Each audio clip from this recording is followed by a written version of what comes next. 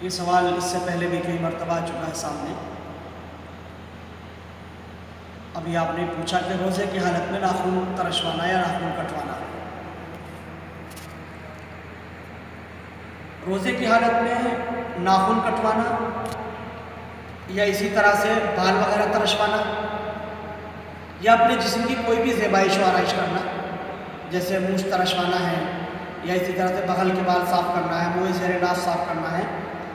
ان تمام کے تمام اعمال کی گنجائش ہے، اجازت ہے۔ اس سے روزے پر ذرہ برابر کوئی فرق نہیں پڑتا ہے۔ روزے کی حالت میں یہ سارے کے سارے کام کیے جا سکتے ہیں، روزے کی حالت میں یہ سب چیزیں جائز ہیں، بلکہ بہتر اور مستحسن شکل یہ ہے کہ روزے میں اپنی زیبائش و آرائش کے ساتھ رہا جائے، پراگندہ حال نہ دکھے، ناخن بڑھے ہوئے ہیں، ہونٹوں پر پپڑی جمی ہے، خشکی آ رہی ہے، بال بڑھے ہوئے ہیں، ایسا نہ ہونا چاہیے، بلکہ حشاش بشاش نظر آئے آدمی، اور صفائی ستھرائی رکھے، کپڑے وغیرہ دھلے ہوئے صاف ستھرے پہنے، اور روزے کی عظمت اور روزے کا احترام جس سے جھلکتا ہو، روزے کی قدر جس سے معلوم ہوتی ہے، اس صورتحال کے ساتھ انسان رہے، یہ اصل چیز ہے۔ اسی طرح سے سر کے اندر تیل لگانا، مالش کرنا،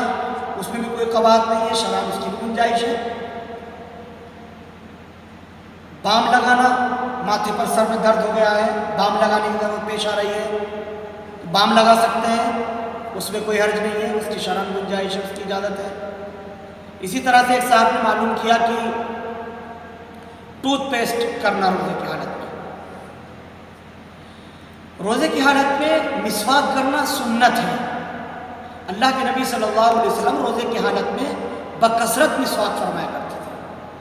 عام زندگی میں حضور پاک علیہ السلام سے مسواک کا اہتمام کرنا ثابت ہے، لیکن رمضان کے مہینے میں روزے کی حالت میں اور زیادہ آپ صلی اللہ علیہ وسلم اس کا اہتمام فرماتے تھے، اور زیادہ آپ صلی اللہ علیہ وسلم مسواک کیا کرتے تھے۔ تو روزے کی حالت میں مسواک کی جا سکتی ہے، البتہ ٹوتھ برش جو ہوتا ہے اس میں چونکہ پیسٹ ہوتا ہے اور اس کا ایک خاص قسم کا ذائقہ ہوتا ہے جس کے حلق میں جانے کا اندیشہ ہوتا ہے اور عام طور سے چلا جاتا ہے، تو ٹوتھ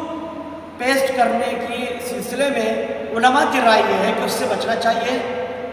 روزے کی حالت میں پیسٹ کرنا، ٹوتھ برش کرنا مکروہ ہے۔ اگر خالی برش کر رہے ہیں بغیر ٹوتھ پیسٹ کے لگائیں تو اس سے کوئی حرج نہیں، وہ کر سکتے ہیں، لیکن اس کے اوپر پیسٹ لگا کر کے کرنا یہ مکروہ ہے، اس سے بچنا چاہیے، روزے کی حالت میں نہ کریں۔ البتہ مسواک کر سکتے ہیں، کسی بھی طرح کی مسواک آپ کر سکتے ہیں، مسواک خشک مسواک ہو وہ بھی کی جا سکتی ہے، مسواک تر ہو وہ بھی کی جا سکتی ہے، اس کا کڑواہٹ بھلے ہی محسوس ہو رہا ہو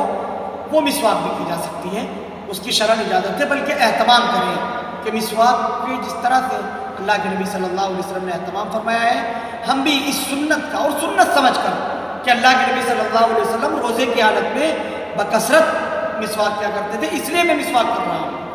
تو کثرت کے ساتھ مسواک کی جائے۔